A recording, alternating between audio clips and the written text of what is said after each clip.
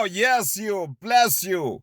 Ngakule nkulu le great interpreter Archbishop Pastor Mr Relevant. Uyakhumbula ke ukuthi sicubulo lesihamba ngaso ngilese ukuthi ithi iCentral Bank of Eswatini yakukhanza nje uphethe timbali lesithi ngesilumbi tsephogey uyawulala ubaliwe.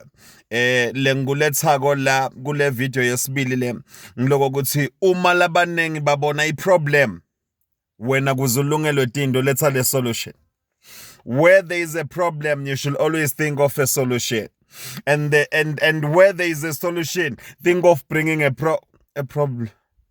Angeke kwendeke kubeka eceleni lokasathe lokwekucala kwe-solution.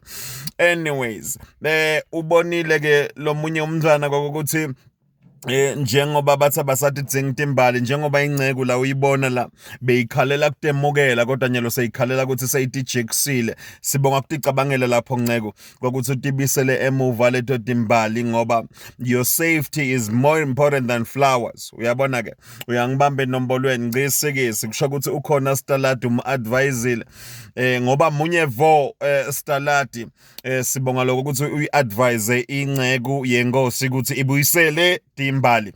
Kukhona ke lo sote solution ngidaba mfishane nje uthengisa nathi timba singeke phela kuba timbali uthengisa nanga ema-sweets leta agocwe kahle abukeka ayimbali ngeke ke Central Bank bese uyakulandzelela lapho kakhulu uma so wagoce kahle kanje lama-sweets eta in different shapes and colors njengoba niwabona la esithombeni niyamthinza kunathi tinombolo letivelako lapho ukhona kahoka manzini ukhona elibonjeni kanje naseshiselweni naku ke lokumangalisako lana it's as little as 10 emalangeni ngasibhimba singesi lalela ke ngimite nemath it's from as little as 10 emalangeni nansoke ngasibeke esikhongosini ngale kwaloko waletha timbali kakhulukati let nebuso bemali yakhe nalo lahle